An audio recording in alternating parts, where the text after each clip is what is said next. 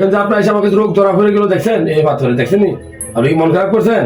না আপনার তো রোগ সম্পর্কে ধারণা হলে এতদিন তো জানতেন না নাকি? আমি জানতাম না।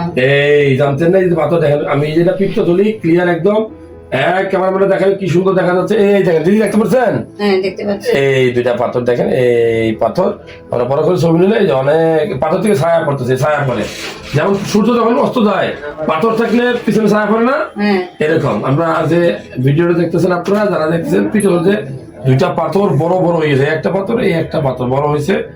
তো এখন আমি বলবো যে এগুলো অপারেশন করে ফেলা উচিত। আপনার এখন যে বয়স আছে হ্যাঁ করে ফেলবেন, না করলে কি হবে এটা পরে জ্বালাবে আপনাকে। অপারেশন করতে হবে। হ্যাঁ এটা করে ফেলা উচিত, আপনি ভয় পেন না। আমার কিন্তু নিজের পিত্তথলির অপারেশন করা, আমরা পিত্তথলির পাথর হলে ফুটা করে অপারেশন করে, বুঝছেন?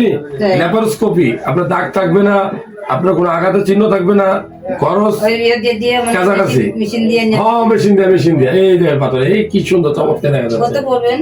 এটা 50-60 এরকম খরচ পড়ে। সরকার তো করে নেন, আপনি সরকার তো করতে পারবেন। না সরকার থেকে করবো না। এই ক্লিয়ার এক পাথর দেখা যাচ্ছে।